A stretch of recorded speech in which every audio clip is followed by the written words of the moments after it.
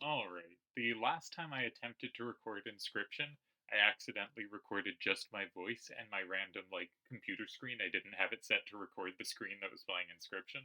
So that was a catastrophe, but, now we're coming back, a few weeks later. I've been really addicted to this game. I think if you haven't played it, maybe don't watch this video, though this video won't be about the story parts of the game, but the challenge mode sort of does play through kind of a third of the story, and it's an experience game, and I really enjoyed it, and I'm really glad I came into it without knowing anything.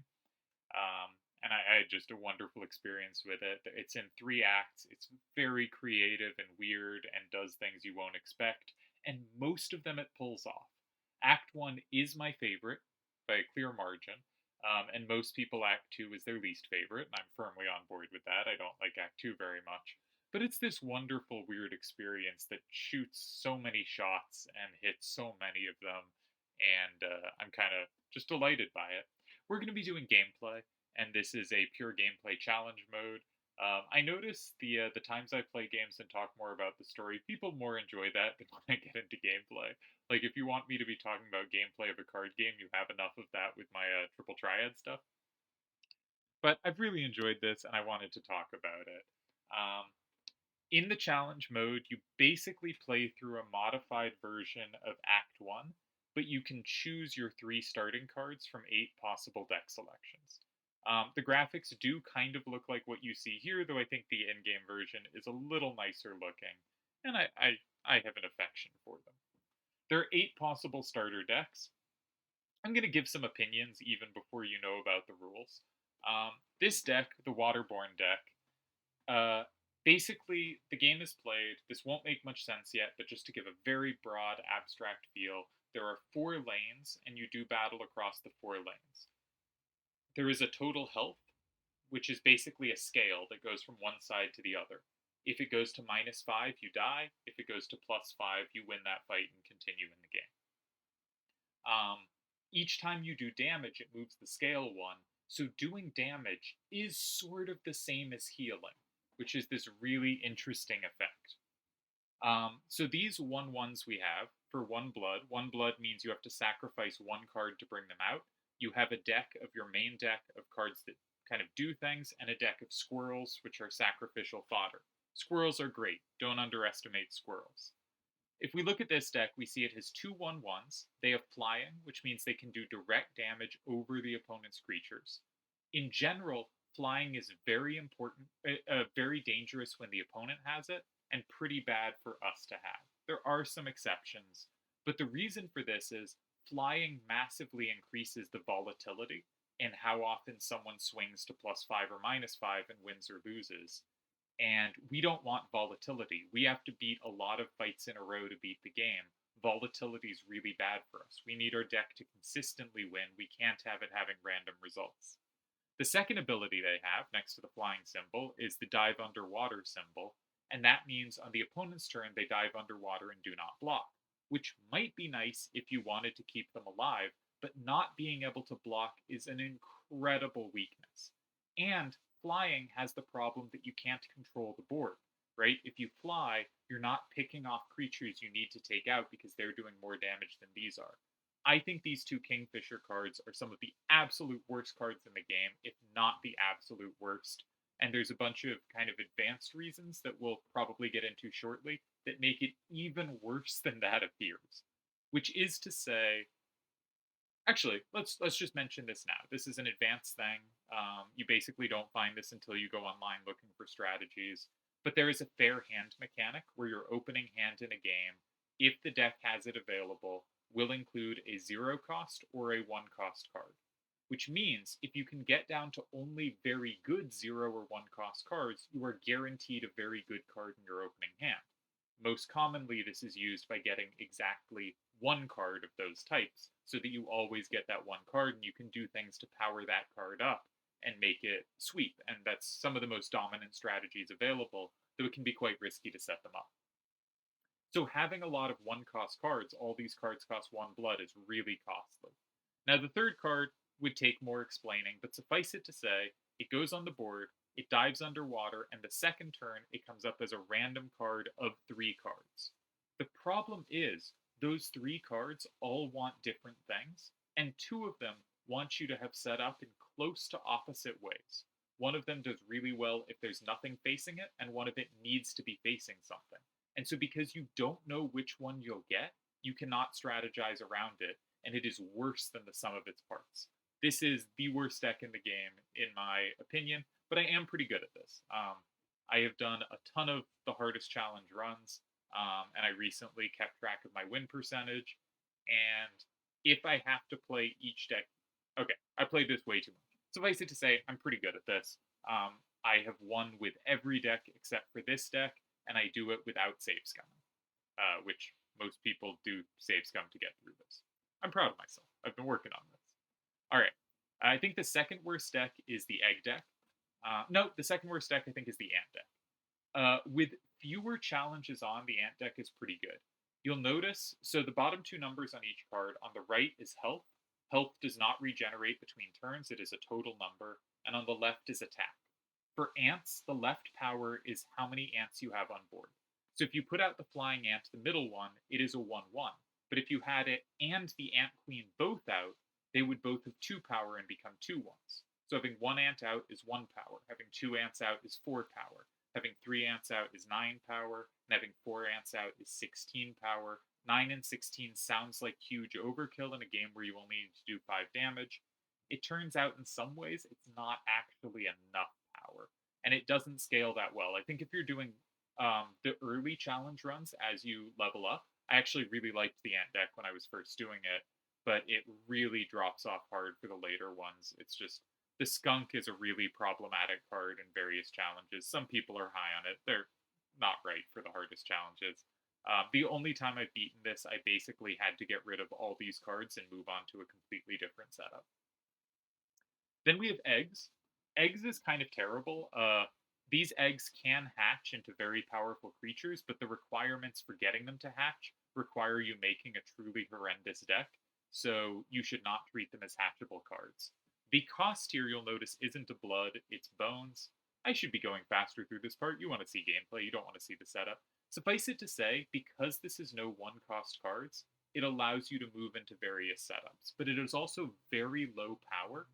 So it's kind of a fun deck to play because you have to take what comes. You don't have a preordained plan, but you are really desperate for power, so you can't always make the choices you would want to make, and you have to make some difficult decisions. I think this one's interesting to play well.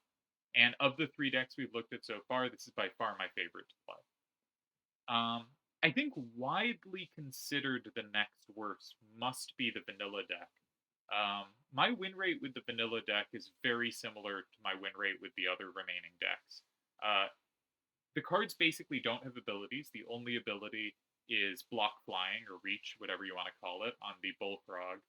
But it has a bunch of raw power, and that lets you kind of organize yourself depending what cards come. And I find this one really enjoyable to play because you're not committed to anything. You have enough power, you don't desperately need more. You're not too costly, you're not locked into some I need to be able to pay for my cost strategy. You're kind of free to do what you want. And I think when I was struggling with the hardest mode, Skullstorm, I could not use this deck at all. I needed very linear, straightforward strategies that I could eventually get to work if I got everything to go lucky. And this will require luck. You do not win this on unlucky runs. The challenge is too hard. Heard comparisons to Slay the Spire, but I don't know much about Slay the Spire. Point is, I really like this deck. I think it's fun. Another deck, so that's probably, I think that's considered the 4th worst deck, and that's probably right, but I think it's actually pretty close to the big 4. I would say the deck people, on average, if you look up like tier lists on the internet, consider next worst is the Bones deck. But the Dire Wolf Pup is a 1-1. The little symbol with a 1 and the kind of circle thing is Evolve. And turn 2, it turns into a 2-5 with Double Strike, which is just incredibly powerful. I love playing this deck. It only has 1 1-drop, so it's easy to transition into 1-drop focused strategies where you have your 1 1-drop because you don't have to get rid of too many other cards. This is just a powerful, good deck. I really like playing it. While it doesn't have my highest overall win rate for winning the whole game, I probably go on average the furthest with this deck, and I think it's the most interesting to play. So that's probably what I'm going to be playing today. Probably considered the third best deck generally is the zero cost deck. It has no blood cost for its cards, but its cards are fairly weak. This is actually by far my highest win rate deck. I did 10 runs with it, and I won 4 of them, which I'm really shocked by. That was way higher than I expected. And I think it just, again, lets you move into so many things, but unlike the egg deck, it's really easy to play, and the cards in it have some value. I not easy to play, but it's really you don't. It's easy to play the cards. I meant like you can just put the cards out; they're free cost, and that lets you move into a lot of things. You can play some higher cost cards because it's easier for you to pay for them because you have more free stuff going around. If you can start powering up these cards, having free cards that are very powerful is overpowered. Uh, this is probably my best deck, this or Bones. It's certainly my best deck by counted win percentage. I would guess if I ran it like a billion times, but that would take too long. My guess is I'd probably end up better in Bones. But I think these are the two decks that let you take the most cards as they come and don't lock you into a specific strategy. So I think really highly of them. Widely considered the two best decks are two decks that really lock you into certain strategies.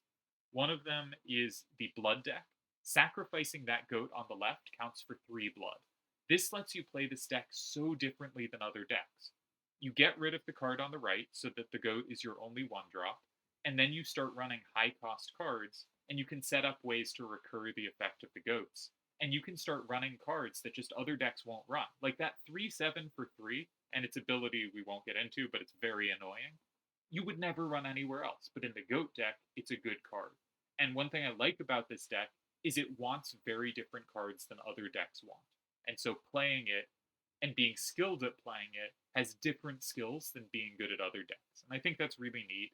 And for most people, like if you look at like Reddit and see like people doing how do I beat Skullstorm, a lot of the responses and a lot of the suggestions are this is one of the 2 decks you go to. And if you do like a little bit of save scumming or a medium amount of save scumming, you can pretty reliably set up a deck here that if you get through the early game, can sweep the mid or late game. But we are not doing save scumming. First few times I beat it, I did save scum. I cheated rampantly. I do not do that anymore. I am trying to get my kind of true numbers and figure out how good I can be at this game. I think this is a fun deck. I think it's interesting. It's one of the 2 I think it's one of the 2 that is easiest to succeed with, but that doesn't mean you end up being the most successful. I think the decks that give you more varied tools are maybe more successful in the hands of the best players possible. But no one is super seriously running this game for like incredible skills, unlike what I'm told about Slay the Spire. So it is hard to tell. On the other hand, over here, we have the Mantis God deck. Mantis God can hit 3 lanes at once. It is an incredibly powerful card. It is essentially a 3/1 for 1, as long as you don't put it on the edge rows, because then there's no lane to one of its sides to hit. And if you power it up, it is unbelievably powerful. The O1s are not quite as bad as you think they are. They have one special trait to them. If we were doing a Mantis God run, I would talk about that. But I think we'll just do Bones. I think Bones is the most fun, and I'm the most likely to survive the first world, which is probably how much we're going to play. There's 3 maps you have to beat, and then a final boss to beat the mode. Then there's how many challenges you're going to play with. In the main game, none of these are on. We are going to be playing with all of them on. There's some slight spoilers here, but not really. It's just the name of a character, and that doesn't end up being a spoiler. Normally, you get a very powerful item that essentially can take a creature of theirs and use it for yours. We do not get that. You can re-roll card choices. There are squares you land on where you're given a choice between 3 cards. You have a re-roll. Here we lose the re-roll. We have to take one of the 3 cards. You get 3 items. Items are incredibly important. We'll talk about them a lot. Here, we only get 2 items. This one is probably the worst of these 3, though the other 2 are pretty rough as well. All of these 3 are, and each has a certain number of challenge points assigned to it. Pricey pelts. You can essentially take on pelts, which are useless cards in your deck, but you can later trade them in for pretty useful cards. This means buying pelts is more costly, so buying the good pelts that get you good cards is accordingly more costly. We're going to try to be avoiding pelts altogether, so this one's not a big problem. Totem battles is every enemy card gets extra abilities. This isn't that relevant on boss battles. This is one of the easier things for 15 points. You start at -1 health instead of equal, so it goes from -5 to +5. Now you start at -1. This one's kind of rough. Sometimes the game just, especially at like the start of map 2 or map 3, will just throw huge amounts of power at you, and you're like, but I'm just dead this turn. I can't possibly survive a turn. And tip scales makes that happen a lot more often. A lot of my like this run is pretty hopeful die right after a boss. Regular battles replaced with totem battles. This is rough. Bosses usually give rares, now they don't, so we can't stock up on just super powered cards after we beat bosses. It's a bummer. These two are both the same. They're more difficult. Enemy creatures are stronger, and there are more waves of them. It's pretty easy to survive, say, World 1 without these on, because the enemy waves are so short that you take out 2 of their creatures and you've beaten the level. Now that is very much not the case. 1 life. So on bosses, you always have 1 life, but on the map getting there, you have 2 lives. You can lose once and still make it to the boss.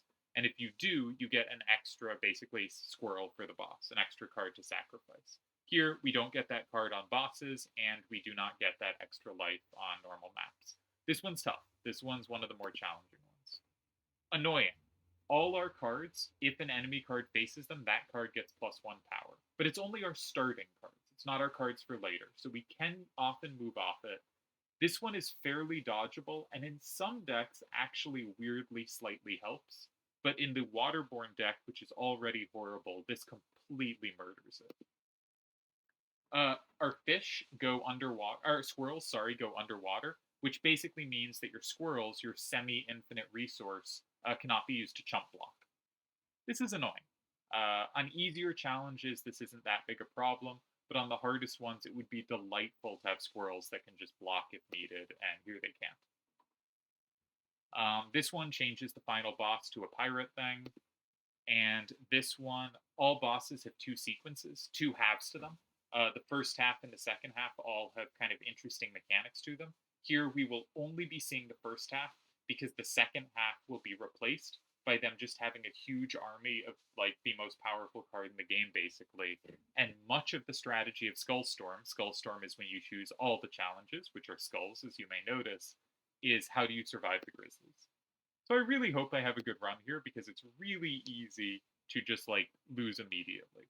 But we have put in all the challenges possible, and we are playing what I think is the deck I am the most likely to make it out of World 1.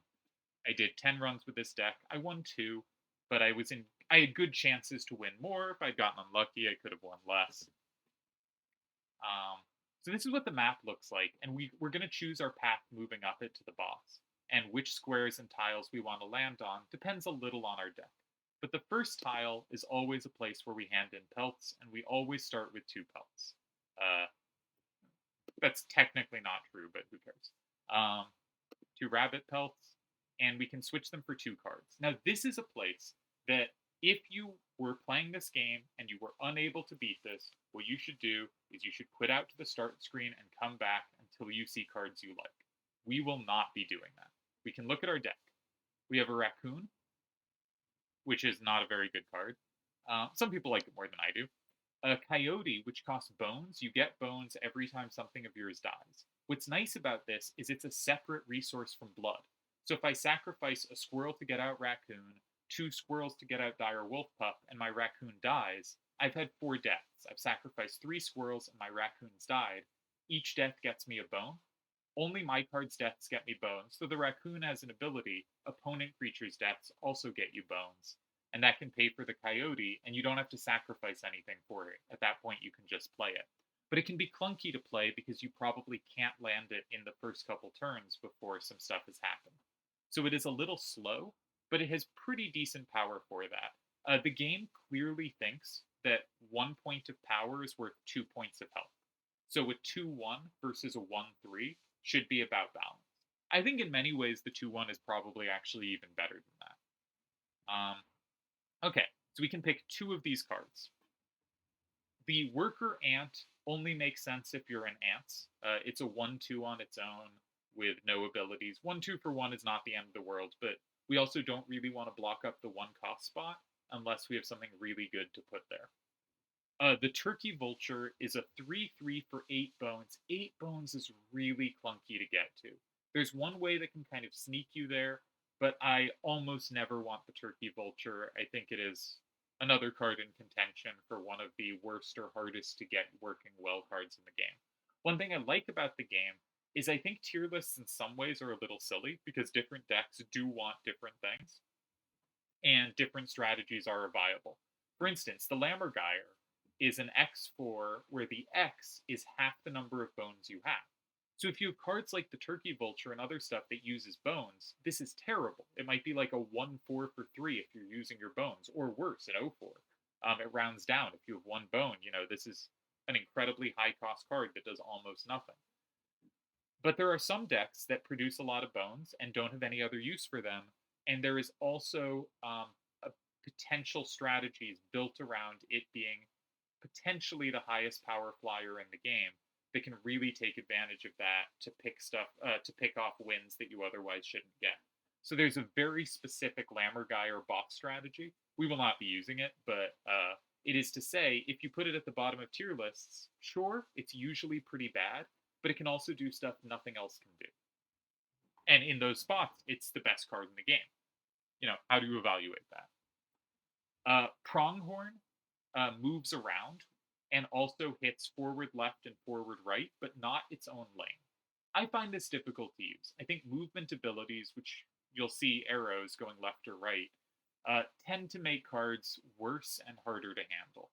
There's reasons you'd want Pronghorn. There's some combinations. You can combine abilities and create cool super cards. It's one of the reasons this game's so fascinating and fun. But we have nothing here I'd want to combine Pronghorn with, and it's not a card I particularly like. So we've eliminated 4 cards. We have 4 cards left. Now, we already have a Direwolf Pup, though ours has the little clock thing that's annoying. That means anything against it gets powered up. So this is a better Direwolf Pup than the one we have because our starter deck all has annoying. Direwolf Pup is powerful enough that it's a key part to a lot of possible strategies. We do already have one, though. Elkfawn. Elkfawn is okay. It's a 1/1 for 1 that essentially evolves into a 2/4, which is pretty decent. I'd rather a 3/2 than a 2/4. There's a similar card that evolves into a 3/2, and it moving around means you don't have as much control over what it's doing, though there are some fights where movement is helpful because it dodges essentially counterattacks. But that's not a particularly powerful card. So we're left with 3. I think there's a clear 3 best cards here. We have the Direwolf Pup, though we already have one, and having a bunch of stuff that costs 2 can be risky. We have this Kraken Tentacle. Now, the Kraken Tentacle, there are 4 lanes. On the left is a bell you ring at the end of every turn to end your turn. The closer it is to the bell, the stronger it is. If it's on the far left, it's a 4/3. If it's on the far right, it's a 1/3. Between it, 2/3 and 3/3. Now, if we compare to the Elkfawn, which basically evolves into a 2-cost card, it evolves into a 2/4. This, if on the left, is a 4/3. I said I liked 3/2 better than 2/4. I like 4/3 a lot. Even if it's 1 over, it's still a 3/3, and I think that's really good value for a 2-drop card. I think that's clearly much better than Pronghorn, which is sort of a 2/3 but with annoying movement. I really like the Bell Kraken. And specifically, there are kind of breakpoints we're having. The jump from 3 to 4 power is quite important, and the jump from 4 to 5 is quite important. And it has 4 power pretty much without work, right? The Direwolf Pup becomes a 2/5 double strike, which is essentially 4 power, but it needs to survive on board for a turn. The Kraken needs to be in the far left, so we do have to be somewhat careful around that. But I quite like the Kraken. The last card that interests me is the Beehive. It's an 0/2, but every time it's hit, you get a 1/1 flyer that's free. So it essentially, if you could put it in front of an enemy 1-power thing, they would hit it twice, and it would create 2 things of sacrificial fodder for you. Which, or, if they hit it once, it could be sacrificial fodder plus another card, and it can kind of ramp you up to a higher thing. And the ability is pretty useful to move on to other things that might survive longer. We're going to take the Beehive. That's the best one drop here, and if that was the only one drop we had, we would be guaranteed to draw it every game, and that might help scale us into other things. The main weakness of the Beehive is it cannot block flying, and sometimes if you build a deck around a strong Beehive, you just lose immediately to flyers because this is your start and this just doesn't work against flyers. That said, I do like the Beehive. Then we're between the Direwolf Pup and the Kraken Tentacles. There is some benefit to having two of the same card that we probably won't reach, but I'm going to pick the Direwolf Pup here. I think both are defensible. I could also imagine someone picking like the Elk Fawn and keeping the deck a bit lower cost.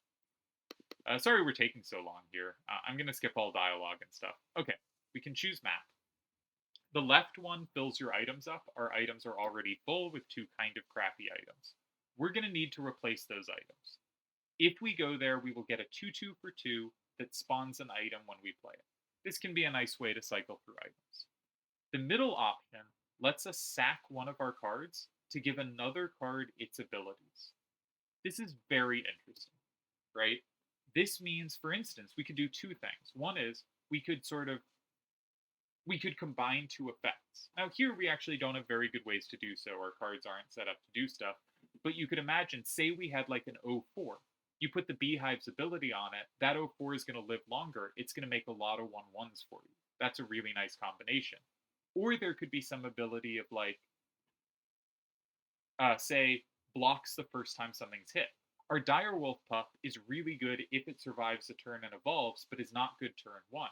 If we added on a sigil that gives it block the first time it's hit, it will survive to evolve and be very powerful, right? So we can combine things in cool ways, which is, I think, a lot of the fun of this game is just about every time you're going to find some new goofy combinations, especially for the first, dozen times you play it. But we don't have great combos here. On the right, we have the Woodcarver, which if you have a tribe, for instance, we have 3 canine cards, can be really good. It can essentially give boosts to tribes, but it's kind of highly random whether you get that or not. I think I'm going to take... We should also be looking at the map up ahead and what I want further on. I am not... Now, we could get 2 Woodcarvers. You need multiple Woodcarvers to get any bonus, but you also need to get lucky with that. I think it's not great. If we got rid of the raccoon, we would be guaranteed Beehive in our opening hands. I'm going to do that. So I'm going to go to the sacrifice a card to power up another one. And I'm going to get rid of the raccoon. And I'm going to put its ability... I think on the Coyote. Coyote is not a card that uses abilities much. So if I just want to get rid of some abilities without having much impact. There are people who like the raccoon more than me. I'm playing this opening probably a little contentiously. Okay, so this is our first fight. There's no item rejuvenation after. On this mode, you generally want to use up your items and get them refilled so you can get better items than your starting ones. But we don't have a good way to get rid of our items right now. Okay, so they have this 1/3 that will hit here and here because it hits diagonally away. So we're going to put the Beehive in one of those squares. It will block one of these attacks and get us a B. What I was saying about items is usually you just want to use the 2 items, but there's no item refill before the next fight. So as long as I have this fight under control, I'm going to try to save them for the next fight. So here we're going to block 1 attack, and that will get us a B. Their other card is the Mole, which will jump in front of attacks. Not too important. However, it is annoying for a Direwolf Pup. I should have put the Beehive in a different square, but okay. Or maybe, it's close. The Direwolf Pup has annoying. Wherever I put it, the Mole will jump in front of it, block the attack, and then, because we have annoying, the Mole will get +1 attack, will go up to 1 power, and will kill us on the backswing. So, we could sack the Beehive to put it in front of the Pronghorn that's underwater, because that does not hit what's in front of it. And that will give us time to evolve. So I'm going to do that, even though it powers the Pronghorn up, because anything in front of it gains 1 power. So we're at -2 right now. That will put us to -4, though we're going to heal 1 from the Direwolf's hit. So we're going to be at -3, but once the Direwolf evolves, we should be in good shape. I may as well throw out the B and get a point of damage if it's flying, and we'll end our turn.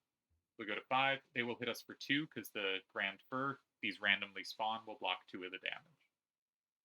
Okay, we also see what cards are coming for them next turn. The alpha is a 1-2 that anything next to it gets +1 power. So that mole is going to kill our B next turn. Let's draw. Okay. Now, we can actually lethal them now. We're at -2. We threaten 1 from the B. Oh, we can't lethal them. The mole will block the direwolf. I can't do math, but that's okay. The direwolf will do 2 twice, which is 4. The mole will jump in front because it can't block the flyer, but it can block the wolf. It will die. We could put out the coyote as well. Let's hit them for 2 extra on the coyote. We could get our next direwolf pup out, but I'm just going to do this 3 damage. The pronghorn will hit our direwolf for 2, but our direwolf has quite a bit of life. Now note their pronghorn is now going to be a 3-3 because it is both powered up by being opposite an annoying card and by being next to their alpha. We are out of our main deck, so we have to draw squirrels. But how much damage are we doing this turn? 1 from the bee, 4 from the wolf, 2 from the coyote. That's 7 damage. That's going to end the fight. Note they cannot block because their card is underwater. Underwater is a bad skill. But it's very annoying if you need to get rid of one of their cards. Okay. We have 2 paths. We can go left. This map point lets you choose. You get to pick a cost, and you will get a random card of that cost. This one shows you 3 cards, and you can pick which of those 3 cards. I like having more choice, so we're gonna see the 3 cards and make a choice between them. Okay. You always want to check your deck and make sure you think about what fits. The cat can be sacrificed. Not actually, but essentially infinitely. If you sacrifice it 9 times, it becomes, it levels up essentially, but that almost never happens. The cat is basically something you put out, and it just gives you a free 1 blood for anything you want to put out. So if you put out, normally I'd have to sacrifice 2 squirrels or 2 things to get the direwolf pup. If I had the cat, I could sacrifice the cat and a squirrel, but the cat would live. The cat has many lives. This is interesting, but I think turns out not to be as great as I initially thought. The elk fawn we've talked about. Corpse maggots, if it's in your hand and a card on the board dies, will automatically replace that card.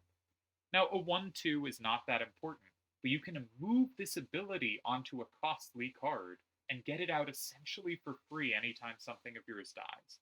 So taking corpse maggots allows you to take higher cost cards later, and we could put it on one of the direwolf pups and get those out more cheaply. And so I think that's a nice pickup. We are not getting an item refill coming up. That is worrisome. All right. Campfire. It gives you a stat, either +1 attack or +2 health. As I said, the game thinks +1 attack is equal to +2 health, but +1 attack is better. You can upgrade +1 attack, and then you can try to do it a second time. You can choose not to. If you do, you have a 50% chance to get a second boost, and a 50% chance that your card is eaten. Now, sometimes you have bad cards in your deck you want to get rid of, and so taking this risk is, well, either I get a big boost to attack and suddenly this terrible card is actually pretty good, or it's eaten, in which case the terrible card is gone, win-win. There are other cards that really need, +2 power, and so it's worth taking the risk. Now, for our purposes, a direwolf or direwolf pups become direwolves. They become 2/5s with double strike. 3/5 with double strike is going from 4 damage to 6 damage. That's a huge boost. We do not need more than that. I'm going to pick our better direwolf and give it +1 attack. There is also a case for upgrading the beehive, because we know as it's our only 1-drop, we will have it in our starting hand every game. And if we can make that card incredible, that's really nice. But I think here it's a pretty clear direwolf.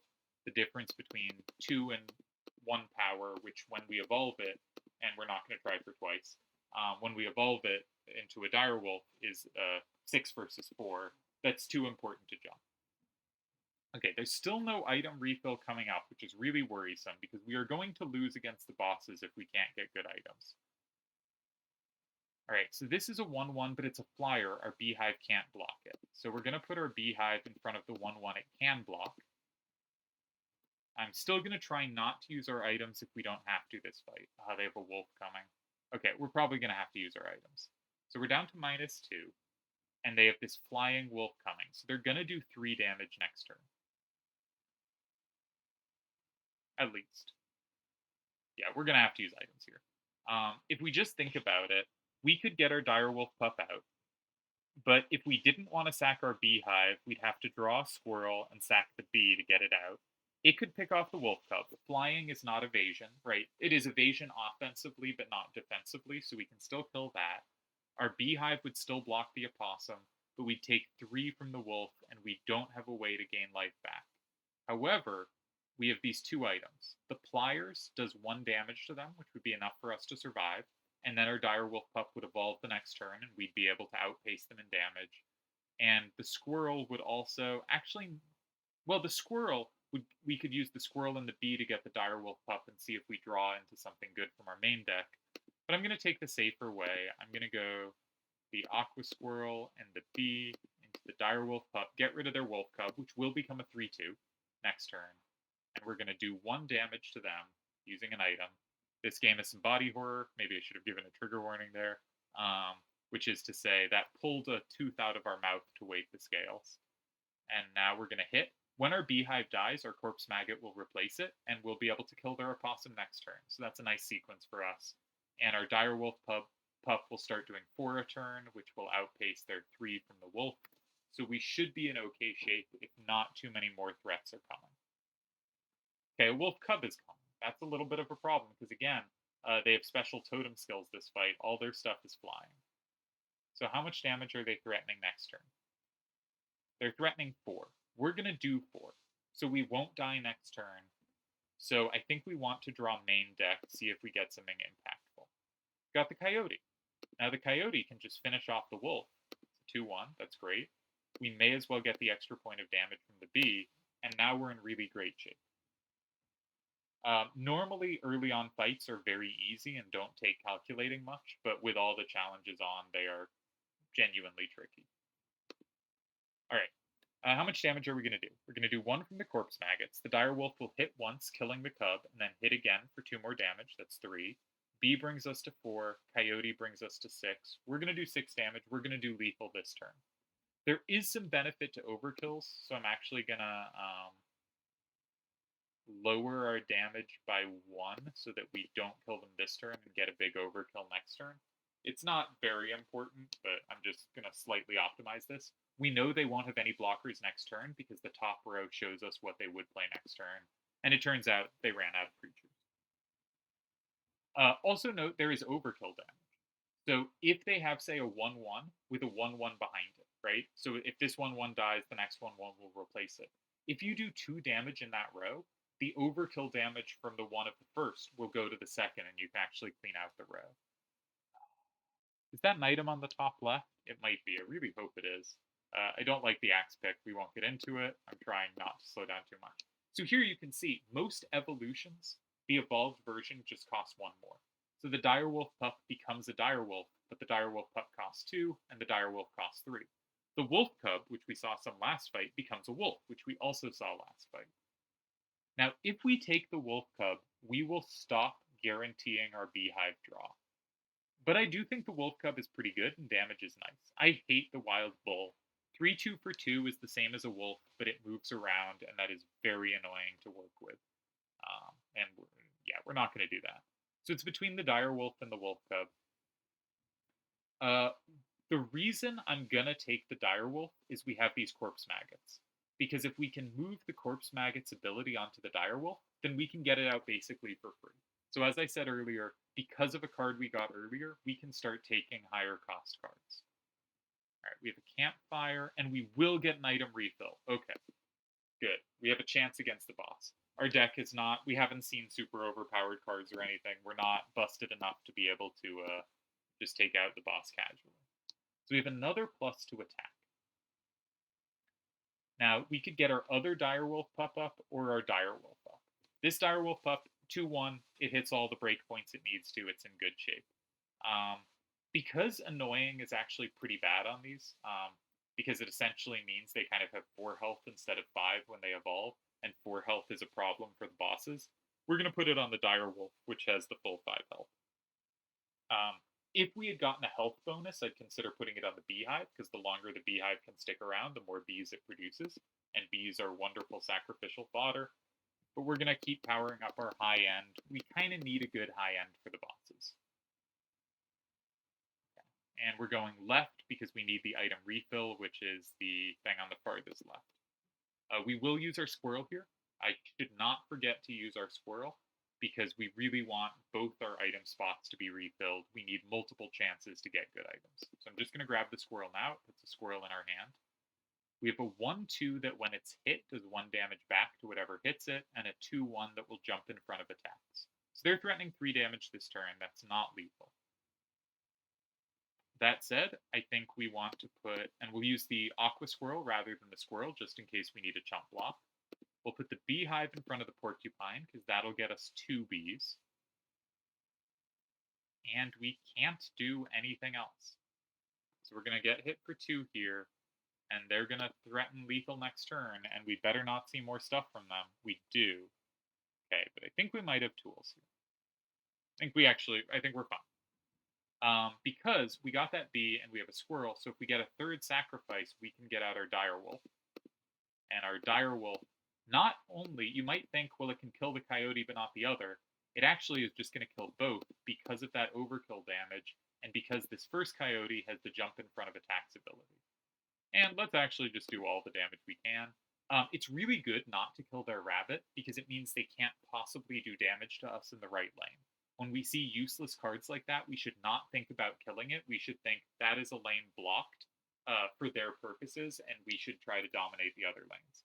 So you can see the coyote goes in the way, and the overkill kills the coyote behind it, and we actually did 8 damage this turn. I didn't actually check what the health was, or we did 5 because one of the 3 was blocked. But we're going to do 8 damage next turn and easily get the kill here. Direwolf is a really strong effect, and if we could get it out even cheaper with the corpse maggots thing. But we have a nice setup with the beehive creating essentially sacrificial fodder. Generally speaking, there's 2 spots between each fight, but there's always 3 spots before the boss encounter. So at the very top here, we can't quite see it yet, but that's a boss. All right, 3 cards. So the ringworm is pretty terrible. The elk fawn we've talked about. Field mice is really interesting. 2-2 for 2. Not great, right? I like 3-2s for 2. I don't even love 2 4s for 2. The elk fawn, the elk, which is the 2 cost thing it evolves into, is a 2-4 for 2. 2-2 for 2 is fairly bad stats, but not the end of the world. But when you play it, you get another of the same thing in your hand. So how good is poor expensive card, but draw another poor expensive card? That adds up to being maybe okay, but the real trick is you can move the ability onto something else. So imagine when we played our beehive, we get another beehive. And in our hand, we'd have to, pay for it again. And when it's hit, the bee it creates in our hand, when it comes out, makes another bee in our hand. That lets us ramp up so quickly. We're taking the field mice, we're going to look to move its ability to something. And now we have 2 really important adjustments we want to make to our deck. I want to move the field mice ability onto the beehive so that we have this recurring way to create, blood, to create sacrifices. And I want to move the corpse maggots onto the direwolf so that we don't have to pay the 3 cost every time. I probably don't need both quite yet, because if we have beehive going off, we can pay for direwolf, as we saw last game. If we have direwolf coming in quickly, we may not need beehive to go off because we don't have super expensive things we need to get out. We're going to get to sacrifice one of them shortly, but first we get items. We need a good roll here or this run is dead. We got the scissors. We can now beat the first boss. As we've seen, the pliers are kind of useful. The other items here, I should have done more descriptions, but I'm trying not to bog this down with technical detail. The boulder is just a blocker for 5. 5 is actually an important amount to be able to block. This is better than you might think, but not very good. This gives you 4 bones. So this would be like, hey, I have the coyote in my hand and I can't play it. I want to play the coyote. Think of this not as a, draw the coyote, but as a get to play the coyote free. That's not great. That seems like much worse than squirrel in a bottle, which lets you just play the squirrel. And the pliers we've already seen has some use for surviving kind of some early encounters. I think we're going to take the pliers here. Our first boss is the actual first boss. There are 3 bosses in the game before the final boss, and their order in this mod is randomized. But I tend to think they're easiest if you get them in the intended order. Okay, do we want to boost our beehive or boost our direwolf?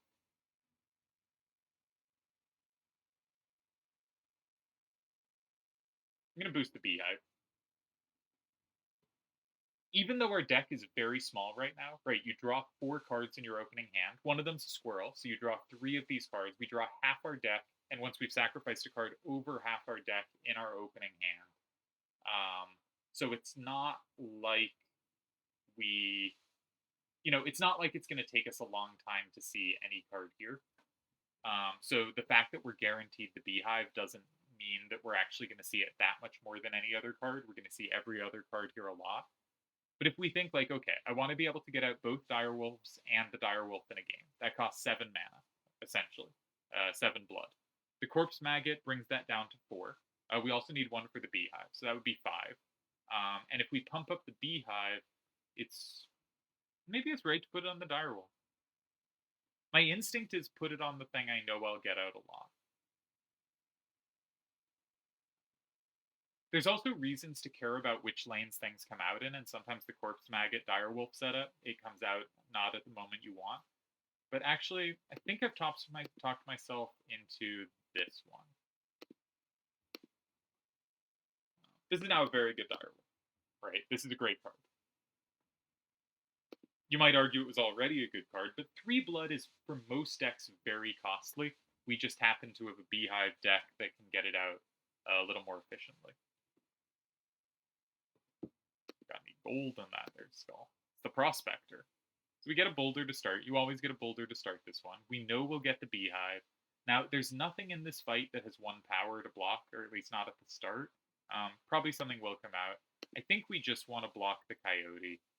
It's a shame not to get 2 bees out of it, but it will save us some damage, and we will still get something to get out the field mice next turn. We need to have a direwolf out by the end of this fight, or by the end of stage 1. This has 2 fights. It will reset the health in between. Our goal here is to get a direwolf out before the end of stage 1. If we do that, and it needs to be one of our boosted direwolves, we will win against the grizzly bear rush. Right, so we play field mice. We get another field mice. It doesn't duplicate forever. In the main game, it does. So this card is unbelievably good in the main game. We could also get out our coyote, but it has annoying. If you kill this pack mule, it gives you a bunch of cards for the rest of this battle. But the pack mule will kill coyote on the backswing because it will get +1 power. And I don't want to end this phase super quickly because, again, we have to get a direwolf out. So I'm not going to try to do extra damage here, right? I'm not going to bring out the coyote to hit an empty lane.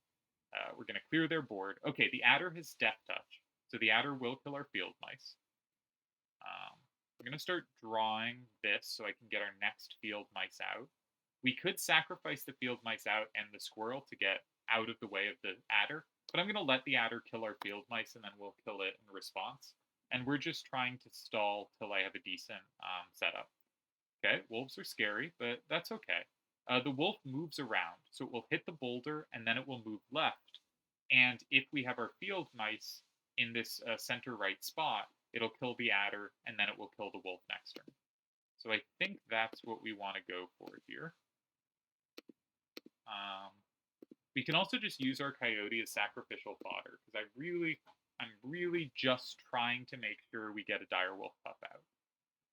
We got kind of lucky on items. The scissors are very good. You can see field mice is well set up. I'm just going to draw here, see what we get.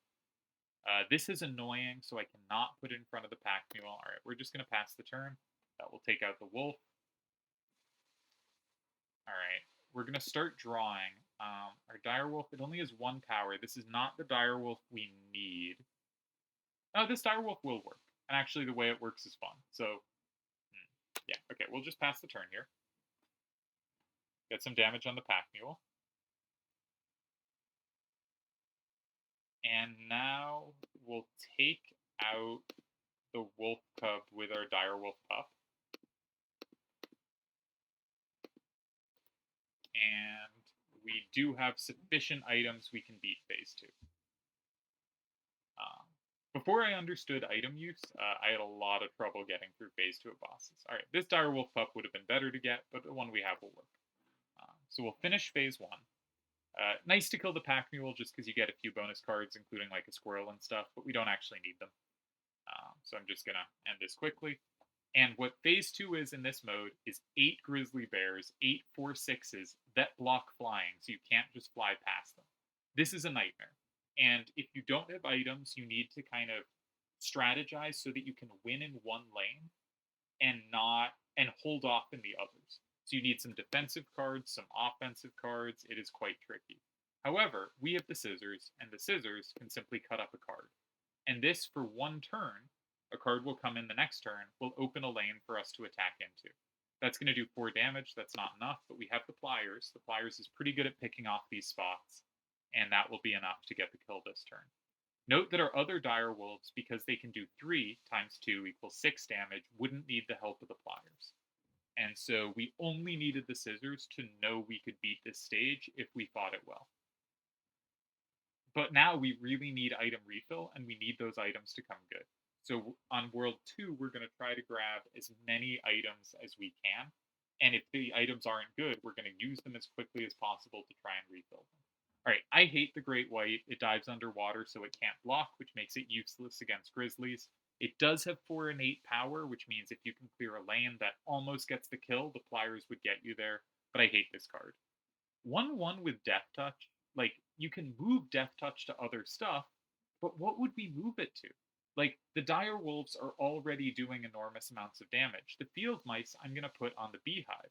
If you give Coyote Death Touch, okay, goes from being a 2/1 to essentially like, a 2/1 Death Touch, but like, I think we'll take another Corpse Maggots, and maybe put it on one of the direwolf pups, or just be able to take high cost cards later.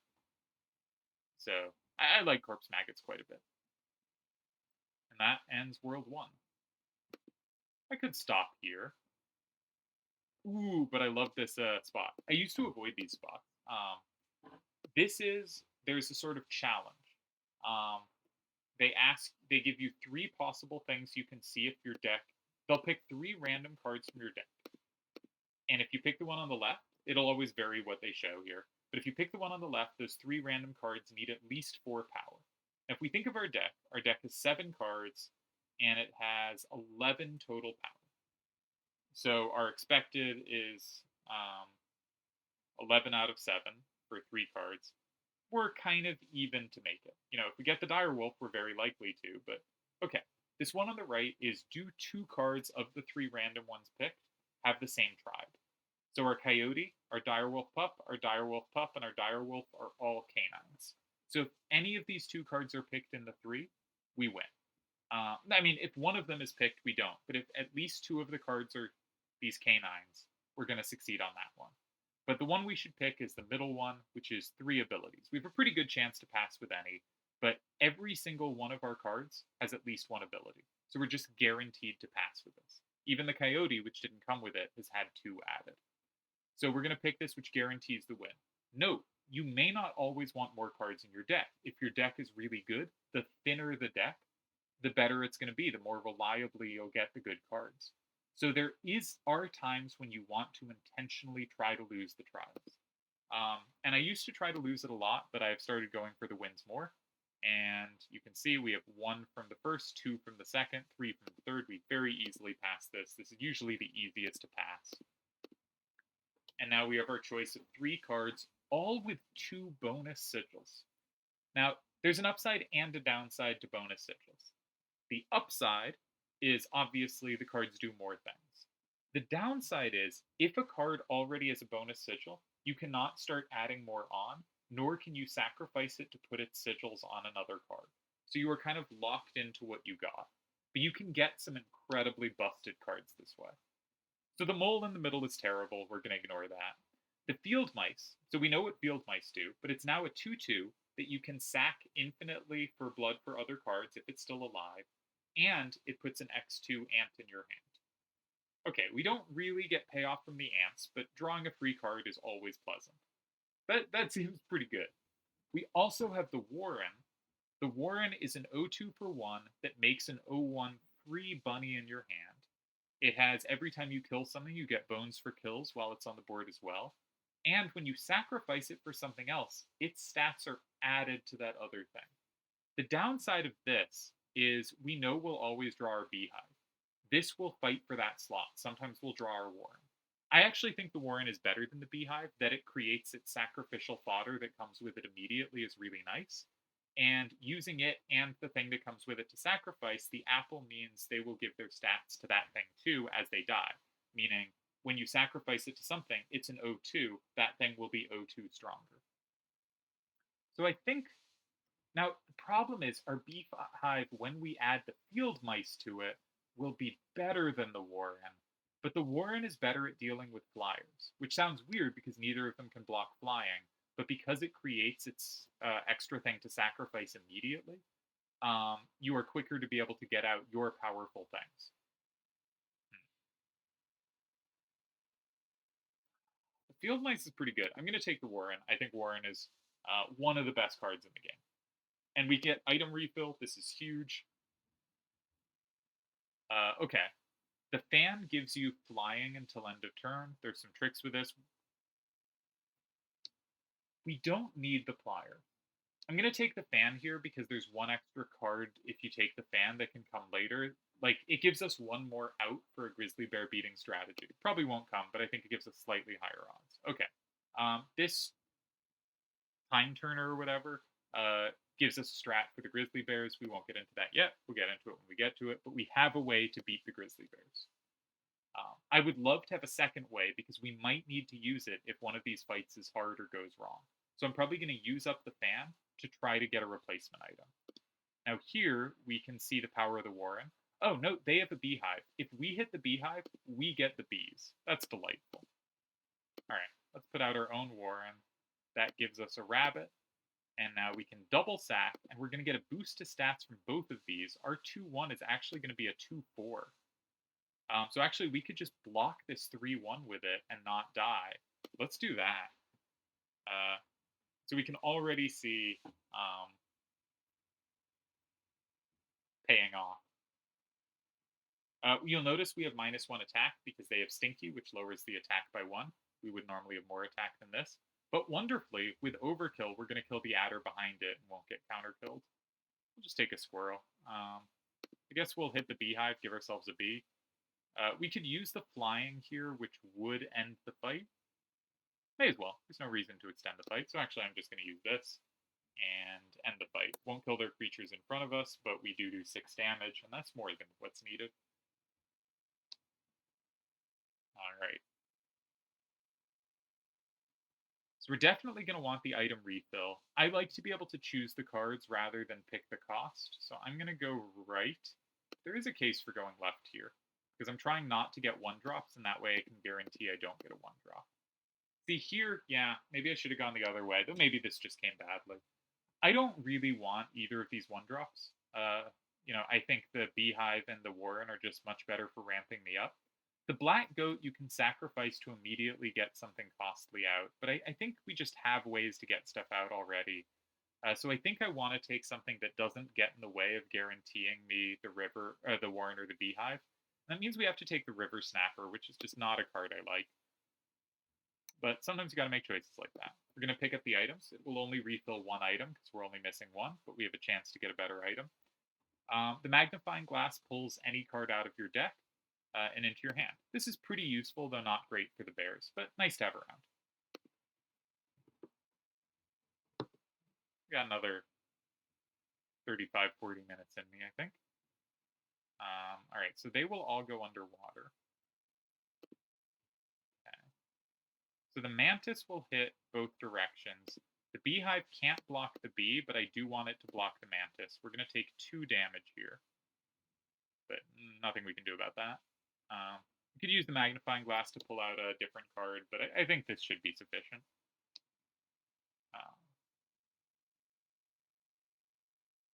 We just need to have some damage this turn, which means I got to get out my direwolf pup. This is the good direwolf pup, so we should be good. I'm going to sack the squirrel and the bee. I'm going to leave out my beehive because it gets me another bee. This gets this out. This will heal us 2, which will be enough to survive next turn, and once the direwolf evolves, we're in great shape. Also, they're going to kill the beehive this turn. For the first time, you'll see what happens when they kill something when we have the direwolf in our hand. It uses the corpse maggot ability and replaces it, and so we are going to do huge damage next turn. And despite the fact that we're at -3, we have, we're doing 12 this turn. And in fact, let's just make it 13 for fun. Big overkill. So, no, we're in pretty good shape. This is actually going remarkably well. The last time I tried to record this, I did beat the first boss, so I was pretty glad I made it that far, but I did not get further. All right, which way do we want to go? I do like these little birdie things. They do give special cards with massive sigil bonuses, and there are 2. We don't need items. The card with the X lets you get rid of a card in your deck, which is really useful. Like, we might say, like, the River Snapper sucks, let's just get rid of that. I don't care too much. I don't really want the Carver. Let's go this way. Let's see if we can get a busted card. Because sometimes just insane things come. All right, 4 cost, share a type, or 4 power. We didn't get the abilities one that's easy. So are cost or power easier for us? It's 4 of each. This is 2 cost to 1 power. This is 0 cost to 2 power. All right, let's just add up power first. 1, 3, 5, 8, 10, 11, 12. And let's add up costs. 2, 3, 5, 8, 10, 11, 13. All right, so cost is better. We could also do share a type. We do have a bunch of canines. I'm going to go cost. I think this is our best chance to get it. Well, we're already there. Okay, something busted. Well, the red heart's power is the number of sacrifices you've done this turn, which can ramp up. I won't get into the abilities right now, but I hate that card. The Ant Queen, we're just not built for ants, even though its ability puts an ant in our hand and it copies itself. But I think it's got to be the Warren. We like Warrens. It puts an ant in our hand. When it dies, it gives us a lot of bones. That's the other ability on it. That's nice. Also, when we play the rabbit attached to it, we'll get another ant in our hand. So this creates 2 ants for us, which even if they're not very useful, just having more things you can put out is nice, especially because our deck's pretty thin. And I like Warrens and Beehives. I think they're very good cards. All right, we can get rid of a card. Sadly, because the River Snapper is no ability, we can't get rid of the River Snapper. But I think we want to finally put our field mice on our beehive. And just have infinite beehives, and bees. I think that's a nice combo. This is actually going great. Most of my runs don't make it this far, but the Bones deck, I think, is a really good run for having a really good deck for having a long average run. 3 damage is scary, so okay, we're going to put the Warren in front of that, and in response, notice we're going to get a rabbit and an ant. When it dies, our direwolf comes out for free. That's great. May as well play the ant, the rabbit, I mean, and get a worker ant out. Now, order of operations matters, which is to say, we could do 4 damage if we sack the Warren into the ant.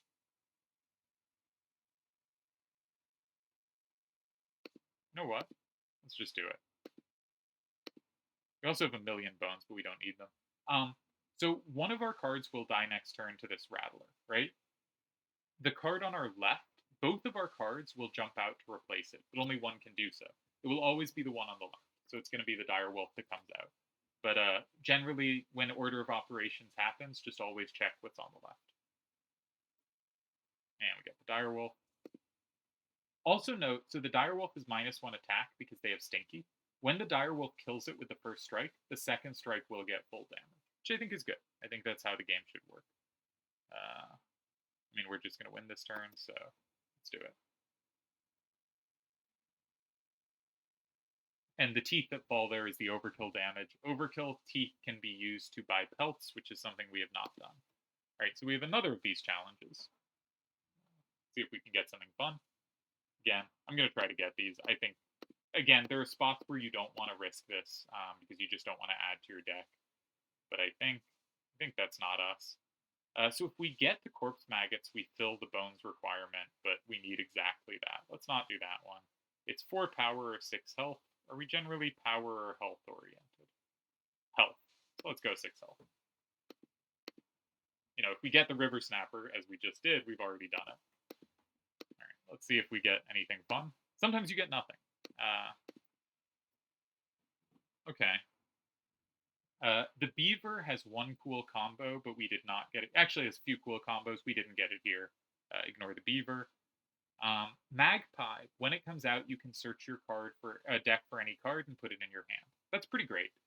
The other abilities don't actually help it very much. Field Mice has Undying, which means every time it dies, it just returns to your hand, which means technically it already duplicates. You could have just a huge hand of Field Mice, but costing 2 is kind of clunky.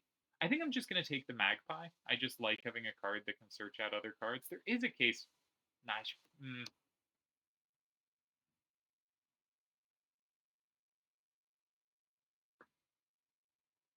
Yeah, I'm going to take the Magpie. It's so hard to turn down a card that just lives forever. But it's kind of costly to get out. It's funky. But we're always going to be able to because we always have the Warren. And all right, we'll go Field Mice. Oftentimes, the best decks have good cards with Undying. So we have a choice here. This guy on the left will combine 2 of our cards and just combine the stats. But they have to be 2 of the same card. So it will turn... We have 2 Direwolf Pups that are 1/1 and 2/1. It will take all their abilities, combine them. It will keep the same cost. That's very important. And it will turn the 1/1 and 2/1 into a combined 3/2. You know, 1 + 2 is 3, and 1 + 1 is 2. Or we could combine our Warrens, which would be an 0/4 Warren with just insane amount of abilities. I think that would be pretty entertaining. I'm going to do that. Like, probably the right, you know, Direwolf upping damage is really a huge deal.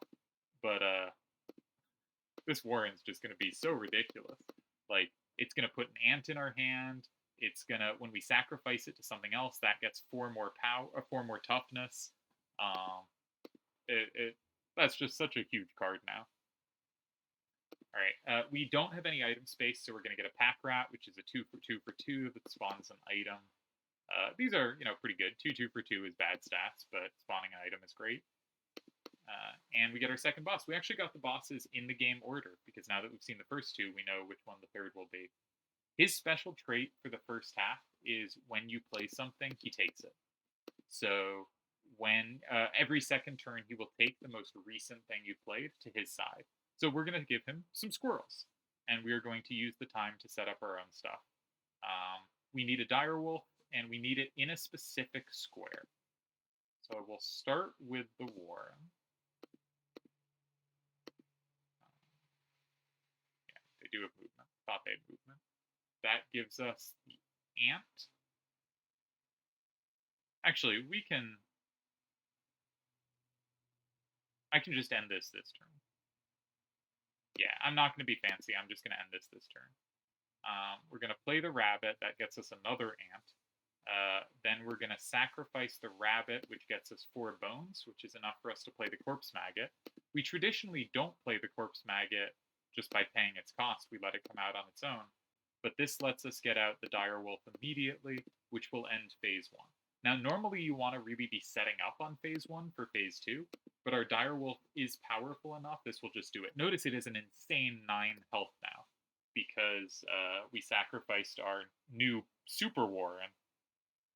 Really incredible Warren setup we have here. Now we get Grizzly phase, but we have the Turner, which just moves cards around and will open up a lane for us to attack. We need 5 damage in that lane. We have 6. I very specifically put us center left so that we would now move to the left, which is where the lane opens up. Notice it can steal one of their creatures, right? It moves everything, ours and theirs, one around to the right. And so we stole a creature. We didn't give them one because we put our stuff carefully, and we'll do the 6 damage. And it would be cool if the random run I decided to record actually ends up completing. But that probably means at just the start of the next world, they're going to give us like something immediately impossible. Sometimes the game just kills you. Sometimes you get bad luck. Like they give you a double striking 3/3 flyer going to land turn 1. I can't possibly do anything about. Huh. Now, you might think I'm about to take the Beehive. I am not.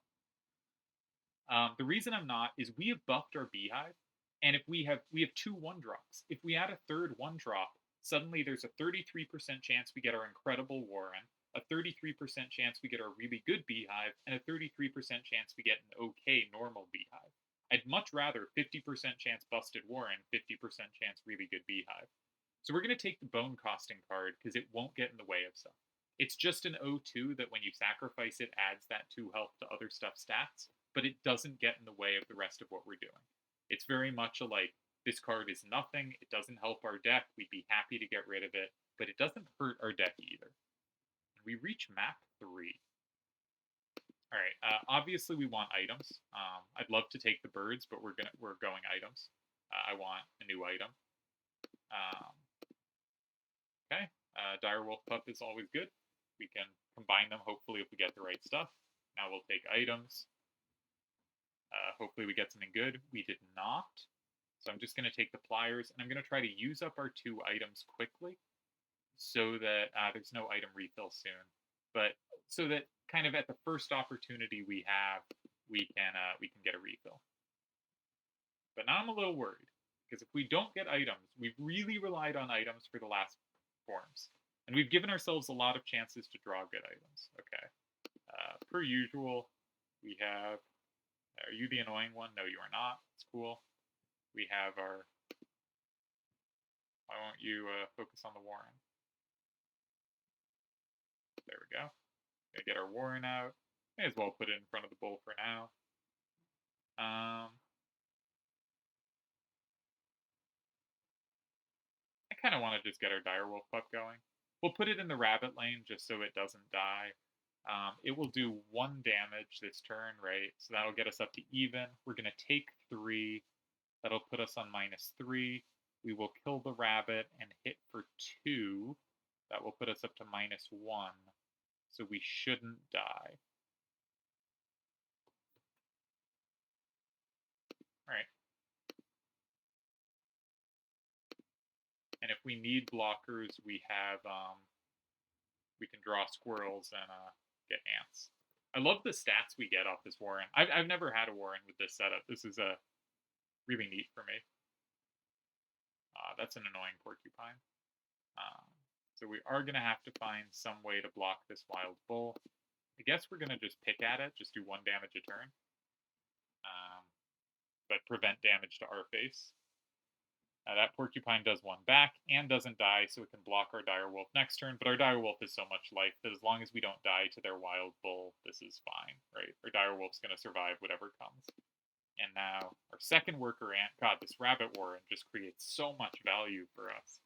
Going to be able to finish off the wild bull, and now we're good. So slightly tricky opening. I'm not going to use our items because we can't get an item refill before the next boss. Before the next encounter. And just in case, I'd rather have stuff available. They actually did a surprising amount of damage to our direwolf.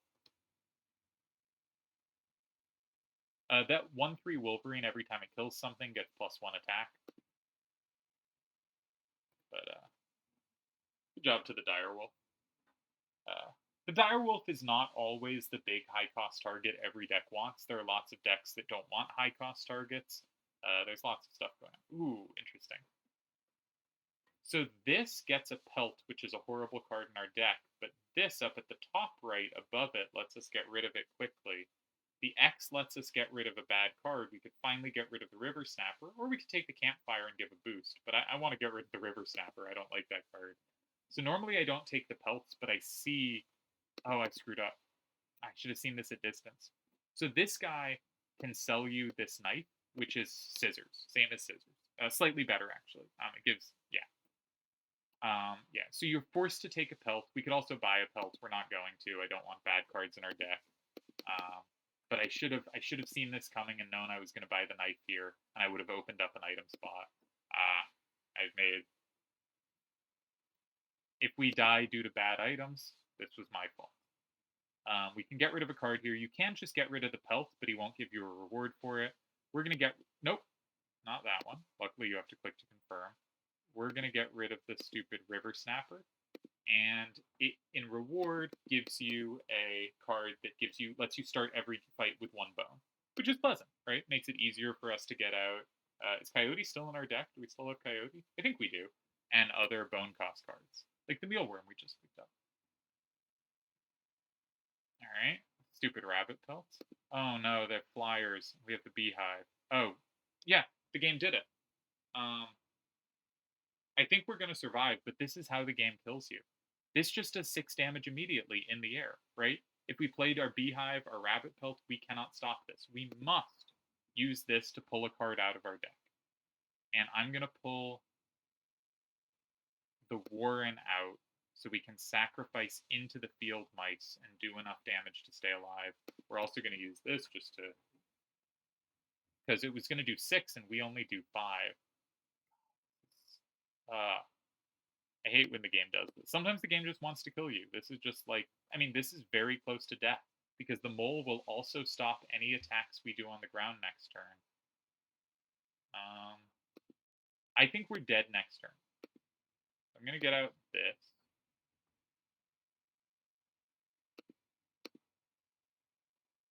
Oh, no, we can double Worker Ant. Okay, we want a double Worker Ant. I don't want a Field Mice. I want a double Worker Ant. They will do 4 damage combined. That gets us up to 9. They'll do 6. We're down to 3. And then we only need to find 2 damage somewhere. I'm not sure where to put the second Worker Ant. I do think we're going to lose here. I think this is it. I think the game went screw you. We do 4. The problem is we can't threaten 3 damage to pick off the Turkey Vulture. Like, we can't get a third ant that gets our power up to 3. The Field Mice doesn't do it. Oh, the Field Mice does -1 attack. So we go to 9, we go to 3. 7. Oh, I shouldn't have sacked into the Worker Ant. This was a mistake. I didn't think this through. The Field Mice, if we put it in front of where the Vulture lands, will only take 4. So we'll go, if we get out the Field Mice, I wish I had both Worker Ants still in my hand, but nothing we can do now. No saves coming. And that might still not survive. The Field Mice, we do 2, we go to 7. The Vulture hits twice. This double strike, or bifurcated strike Vulture has ended so many runs of mine. It's so unlucky when it comes. Now, you might say not that unlucky if it's ended that many runs. It's quite rare that it comes. It's a random totem, but it's ruined some good runs of mine before. So the Field Mice will lower their power from 3 to 2. So they will do 4 next turn. So we'll be at 3. We do 2 damage to it, which means we'd kill it in 2 turns, but we go to -1. How do we survive that turn? I don't think we do. I don't think we do. So what could possibly get us out of this?